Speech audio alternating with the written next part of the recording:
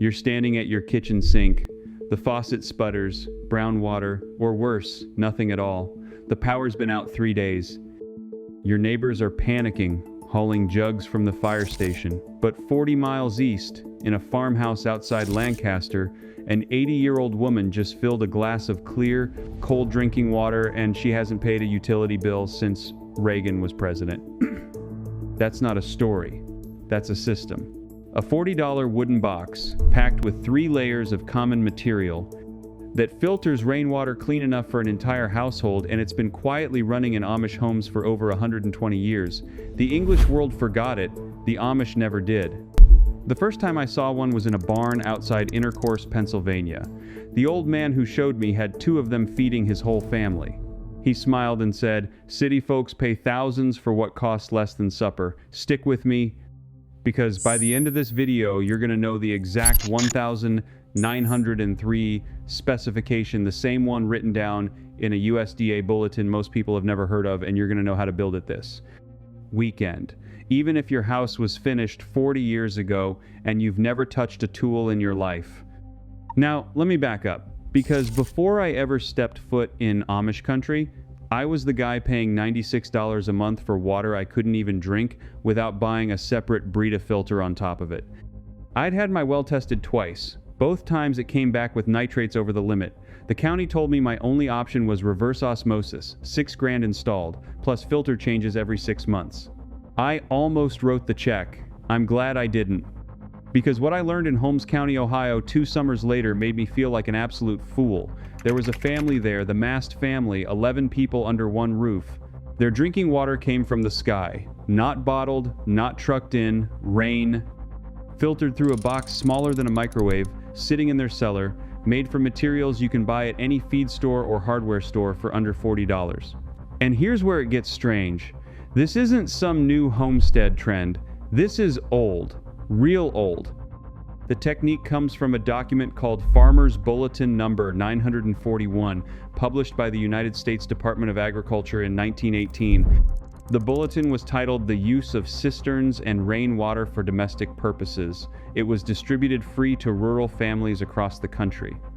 And then, somewhere between the 1940s and the 1960s, as municipal water systems expanded and the federal government pushed everyone onto the grid, that bulletin quietly disappeared from circulation.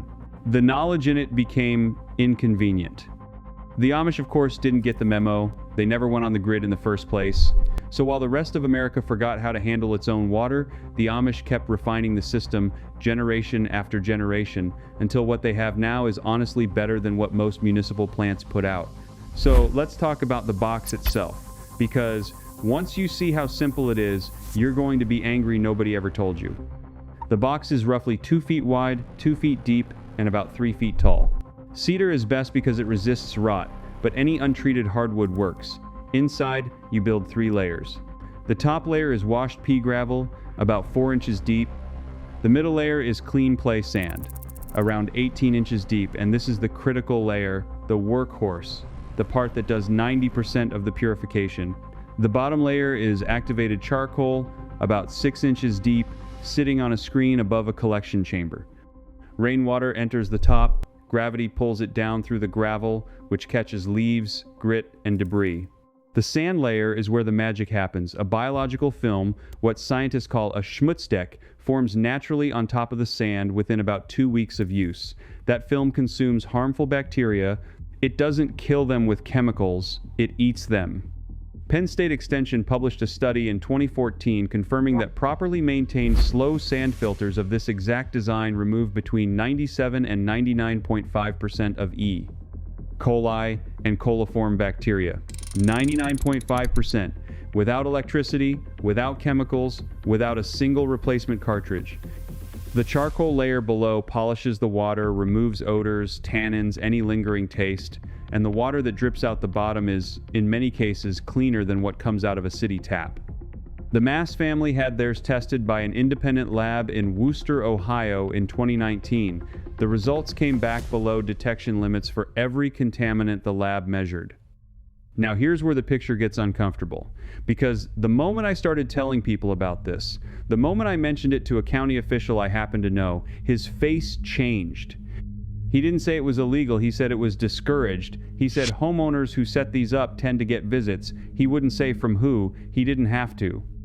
There's a reason this knowledge stayed buried. There's a reason your grandfather probably knew how to do this and your father didn't. Somebody benefited from the forgetting. Somebody is still benefiting from it. Every month you write a check for water, somebody is cashing it. Now, if you already own a house and you're thinking this only applies to people building from scratch, stay with me, because this next part is specifically for you. You don't need a new construction project. You don't need a cistern buried in your yard. You don't need permits or contractors or 6 months of planning. What you need is a downspout, a 55-gallon food-grade barrel, and the box I just described. That's the entire system. The downspout from your existing gutter feeds into the barrel. The barrel feeds, by simple gravity, into the top of the filter box. The filtered water collects in a second container below. You can set this up in a basement, a mudroom, a garage, or even an unheated shed if you live somewhere mild. For a family of 4, in a region that gets 30 inches of rain a year, 1,000 square feet of roof catchment will give you roughly 18,000 gallons annually. That's more than enough for drinking, cooking, and washing with plenty left over. The math isn't a guess. The math comes straight from Texas A&M's Rainwater Harvesting Research Division, which has been studying this exact ratio since the late 1990s. And the cost? The barrel runs about $25 used. The cedar boards for the box, if you can't find scrap, run about $15. The gravel, sand, and charcoal together come to under $20. You're in the system for $60 total. $40 if you can scrounge a barrel from a local food processor, which most rural areas have at least one of. Now, before I show you the part that really shook me, the technique from a 1903 document that takes this whole system to a level you wouldn't believe, I have to mention something. Everything I'm walking you through right now is one chapter from a much bigger archive I put together called the Complete Field Vault. It's 3 volumes of these Amish formulas: the heating systems, the root cellar pantries, the natural pest barriers, the off-grid setups your grandfather knew by heart. There's a special offer running on it right now. You'll find the link in the description and a QR code on screen. That's the rest of the buried record. But let's get back to the water, because what I'm about to tell you is the piece that changes everything. Because filtration is only half the system. The other half, the half nobody talks about, is storage. And storage is where the Amish do something that, when I first saw it, I assumed was decoration. It wasn't. In nearly every Amish home I visited, the storage cistern or barrel had a small piece of copper inside it. Sometimes a coiled copper wire, sometimes a small copper plate hanging from a string. I asked one of the men what it was for. He said, "Keeps the water sweet." I thought it was folklore, I thought it was superstition. It wasn't. It turns out the antimicrobial properties of copper have been studied extensively. The University of Arizona published research in 2011 showing that copper surfaces kill 99.9% of waterborne bacteria within 2 hours of contact. 2 hours! A single ounce of copper, properly placed inside a storage container, prevents biofilm, prevents algae growth, and keeps stored water drinkable for months, not days. The Amish have been doing this since before microbiology was even a field of study. They didn't know why it worked, they just knew it did, and they passed it down. Now here's where we get to the real secret. The piece I promised you. The piece that came from buried research and changed how I think about all of this. In 1903, a man named Dr. Alan Hazen, an American sanitary engineer who had been hired by the New York State Board of Health, published a report titled The Filtration of Public Water Supplies. It became the foundational document for slow sand filtration in America, but buried in Chapter 7 of that report is a single paragraph almost no modern source quotes. Dr. Hazen described a technique used by Pennsylvania German farmers, what we'd today call the Pennsylvania Dutch, including the early Amish, that he said outperformed every municipal filter he had ever tested. The technique was this. Before the water entered the sand filter, the farmers would run it through a pre-filter of crushed oyster shells. Oyster shells, available for pennies at any farm supply store, sold as poultry grit. A 4-inch layer of crushed oyster shells, placed above the pea gravel at the top of the filter box, does 3 things at once. First, it raises the pH of slightly acidic rainwater to a neutral range, which prevents corrosion of any metal in your system and makes the water taste sweeter. Second, it adds trace calcium, which is exactly what you'd pay good money for in a mineral water at the store. Third, it traps a specific class of contaminants that sand alone misses, including certain heavy metals that can wash off asphalt shingle roofs. Dr. Hazen wrote in 1903 that water filtered through this combined oyster shell and sand system was, and I quote, of a purity unsurpassed by any artificial means then known to science. Then his report was shelved. Municipal water systems wanted scale, they wanted chlorine, they wanted treatment plants, you needed engineers to operate. A wooden box and a bag of oyster shells didn't fit the business model. So the technique got pushed to a footnote and forgotten by everyone except the families who had been doing it for generations anyway. A 4-pound bag of crushed oyster shells costs about $7 at any feed store. $7. That's the upgrade. That's the piece that turns a good filter into something genuinely extraordinary. You add the oyster shell layer to the top of the box you already built. Total time, about 10 minutes. Total cost, less than a fast food meal. And what you have sitting there in your basement or your shed is a household water system that requires no electricity, no chemicals, no replacement parts, no monthly bill, and no permission. The same system the Mast family in Holmes County has been using for 4 generations. The same system Dr. Alan Hazen documented in 1903 and then watched get buried. The same system that, for the price of a tank of gas, can take you and your family off the grid for water completely, permanently, and without anyone's blessing. You didn't lose this knowledge because it stopped working. You lost it because somebody decided you shouldn't have it anymore, and tonight you took it back. If you're the kind of person who believes that the old ways worked for a reason and that real independence was quietly traded away while nobody was looking, then you already understand what just happened here. You didn't watch a video, you recovered something. Now I want to hear from you. Tell me in the comments, when you build this box, are you going to use the oyster shell layer from Dr. Hazen's 1903 report, or are you going to start with just the 3 basic layers and add it later? I'm asking because I want to know how many of you are going to actually do this. Leave a comment. 1 word is enough. I read them all. And if this is the kind of knowledge you want more of, the real stuff, the suppressed stuff, the techniques the Amish kept while the rest of us forgot, then subscribe. This isn't a channel. It's a quiet movement of people putting back together what was taken apart. Next week, I'm going to show you the Amish method for keeping a house at 68 degrees through a Pennsylvania winter using nothing but a single stone wall and a south-facing window.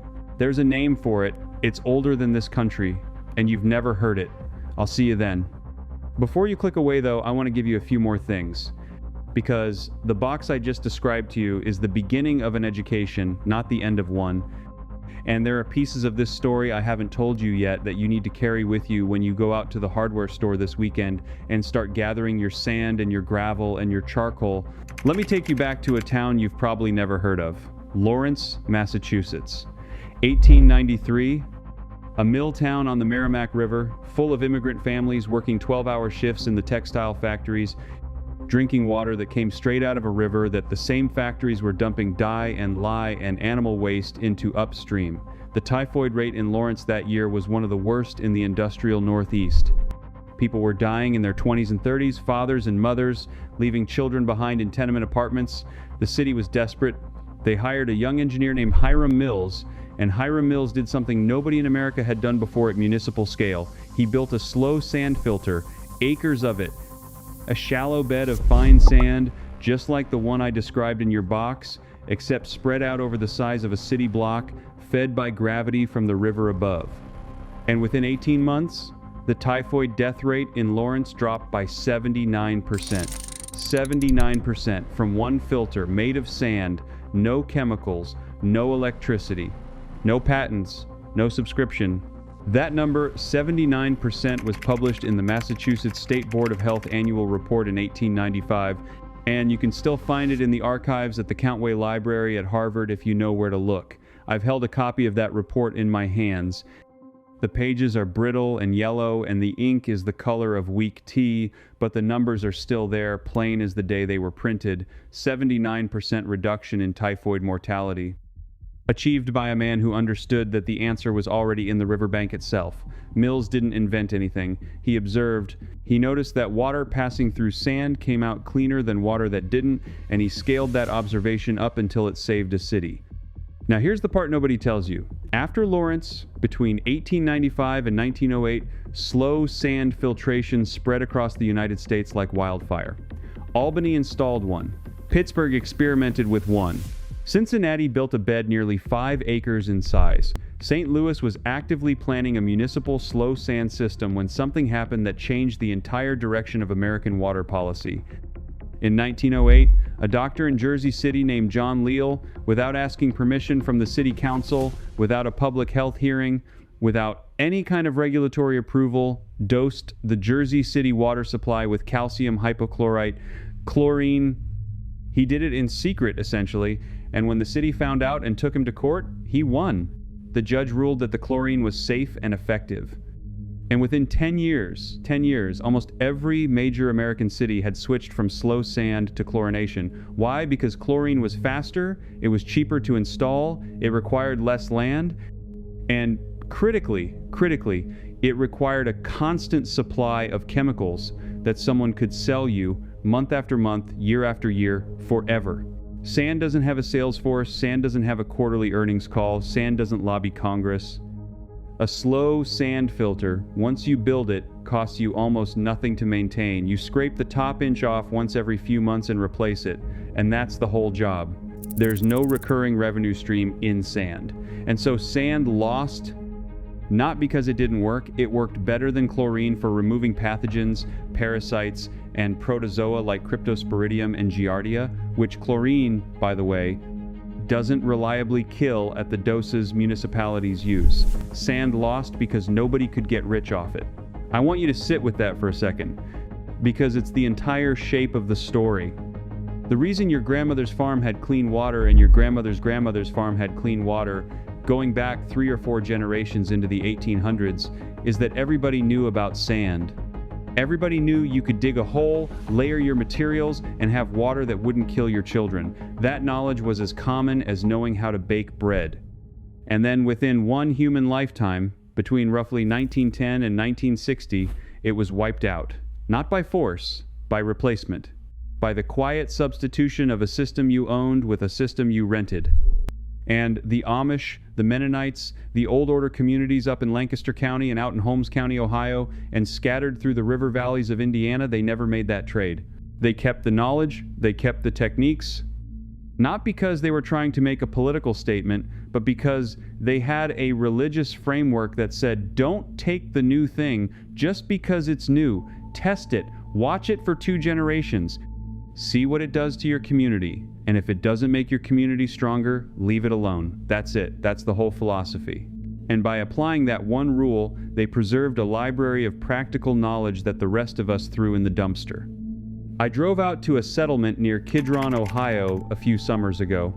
Met a man named Eli. I'm not going to give you his last name because he didn't ask to be in a video. And Eli walked me out behind his barn to a cinder block structure about the size of a phone booth set into the side of a small hill. He opened the wooden door, and inside was a filter almost exactly like the one I described to you tonight. 3 layers: gravel, sand, charcoal.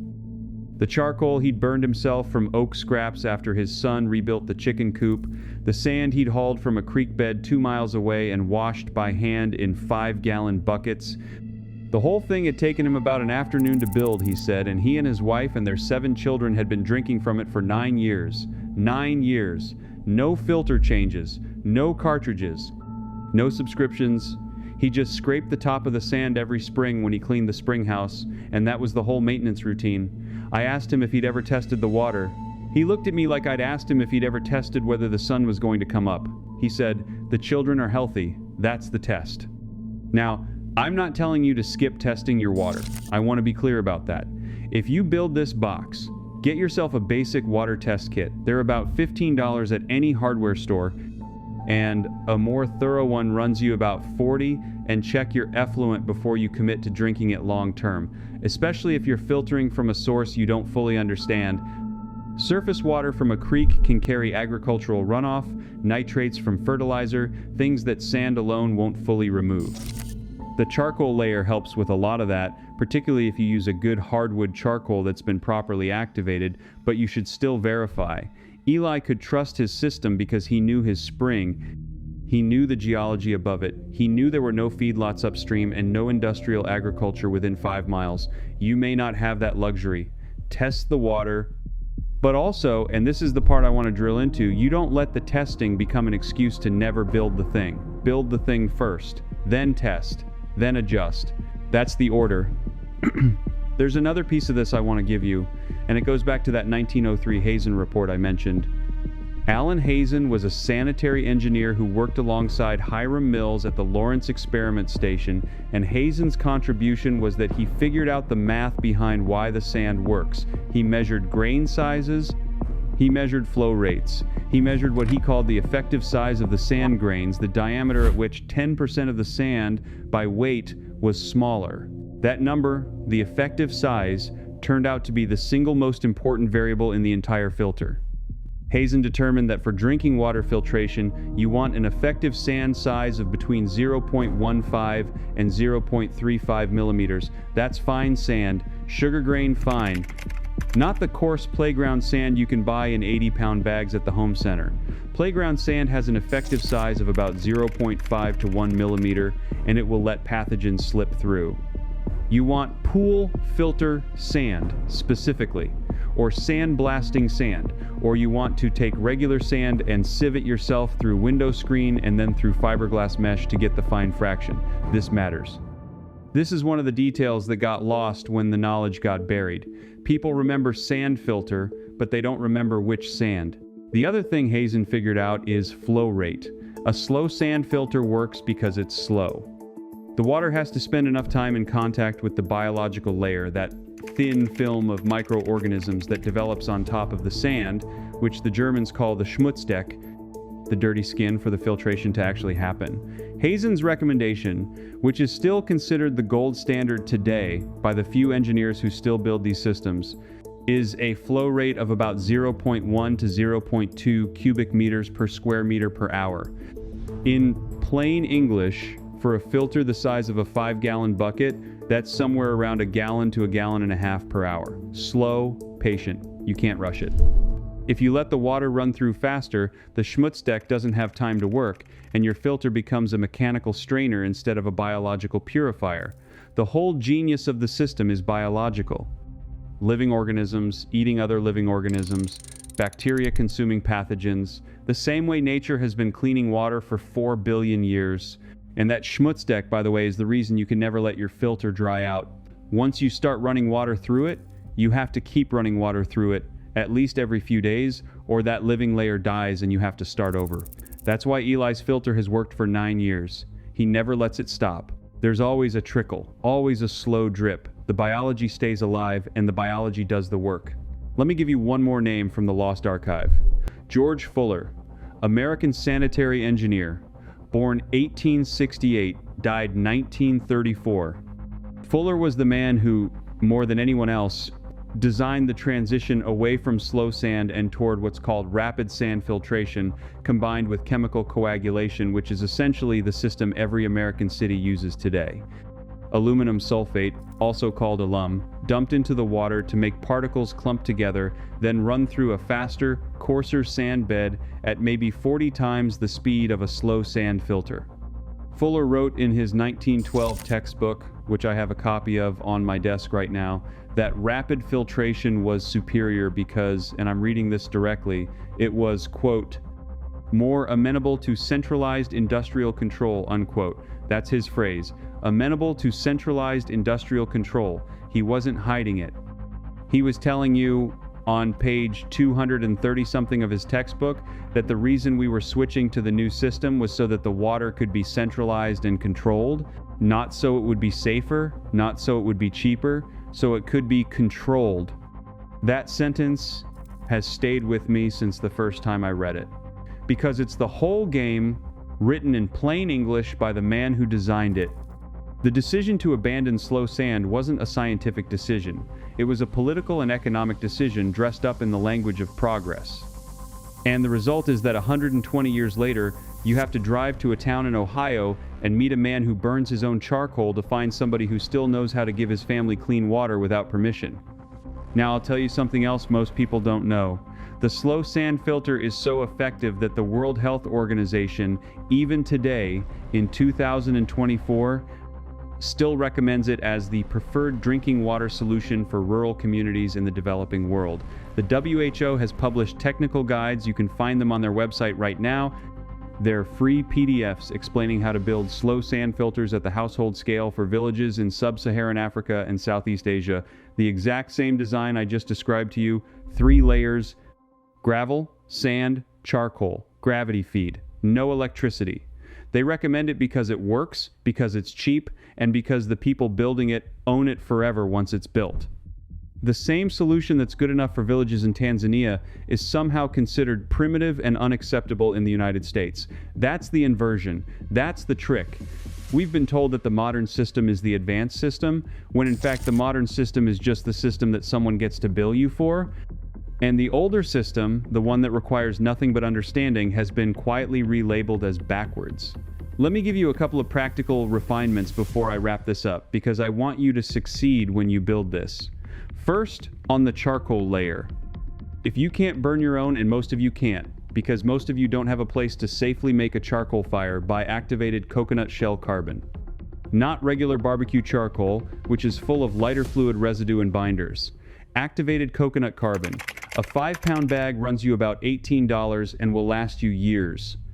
It has more surface area per gram than almost any other adsorbent material on Earth, somewhere between 1,000 and 1,500 square meters per gram. That's the size of 3 basketball courts folded up into 1 gram of black powder. That's the magic of it. The contaminants don't have anywhere to hide. Second, on the container.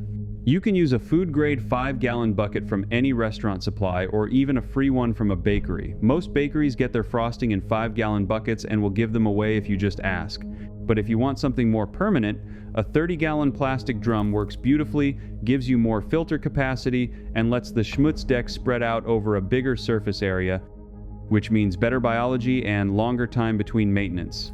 A used food-grade 30-gallon drum costs about $25 at most agricultural supply stores. That's still under your $40 budget if you're scrappy about the other materials. Third, on the spigot. Don't use a metal spigot. The pH of the water coming through your filter can be slightly acidic, especially in the first few weeks before the biology stabilizes, and acidic water will leach metals out of brass and even some stainless fittings. Use a food-grade plastic spigot or a silicone tube. Boring detail, but it matters over years. Fourth, on placement. Put your filter somewhere it won't freeze. If the water inside the column freezes solid, it can crack your container, and it will absolutely kill your biological layer. Basement is good, an insulated outbuilding is good, a root cellar is ideal. Eli's filter was built into the side of a hill specifically because the earth around it kept it at around 55 degrees year-round, summer and winter. The earth is a thermostat. Use it. Fifth, and this is maybe the most important one, give your filter time to mature before you trust it. A new slow sand filter, freshly built, is not ready to drink from. It takes between 2 and 3 weeks for the schmutz deck to fully develop. During that ripening period, you run water through the filter, but you don't drink it.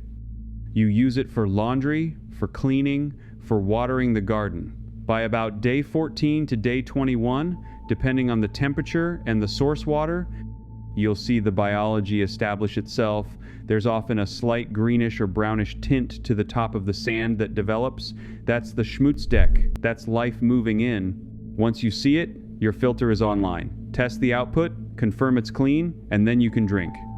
There are people listening to this who are going to dismiss everything I've just said because it sounds too simple, and I want to address those people directly. Yes, it is simple. It's simple because nature did most of the engineering for us 4 billion years ago, and human beings just figured out how to put it in a box. The complexity in the modern water system isn't there because clean water is hard. It's there because somebody has to justify the bill. The municipal treatment plant near where I'm sitting right now serves about 40,000 people and has an annual operating budget north of $9 million. $9 million a year to do something that a 5-gallon bucket of sand can do for a single household for $40 one time. The ratio is so absurd that once you see it, you can't unsee it. But I also want to be honest with you about the limits. A slow sand filter is excellent at removing biological contaminants, bacteria, protozoa, viruses to a slightly lesser extent, parasites. It's good at removing turbidity, sediment, and a lot of organic compounds. It's not as good at removing dissolved chemicals like nitrates, certain heavy metals, or industrial solvents. If you live downstream from a fracking operation, or next to an old industrial site, or in an agricultural area with heavy fertilizer use, you need to think about additional stages, a reverse osmosis polish at the end of the line, or a dedicated nitrate filter, or simply choosing a different water source. The slow sand filter is the foundation. It's not always the entire house. Know your water, know your land, know what's upstream of you and up gradient of you, geologically. That awareness is part of what got lost too. Our great-grandparents knew exactly where their water came from and exactly what was between the source and the cup. We've outsourced that knowledge to a city employee we've never met. Take it back. One last thing. When you build this, and I'm saying when, not if, take a picture. Take a picture of the layered jar before you assemble the full filter. Take a picture of the finished bucket. Take a picture of the first glass of water that comes out the spigot. And then sometime later, weeks or months from now, when you've been drinking from it and your family's been drinking from it and you've stopped thinking about it because it's just become part of your house, take one more picture. That progression is the whole story. From a man on a screen telling you about a forgotten technique to a working system in your own basement that doesn't need him or anyone else. That's the arc. That's what we're doing here.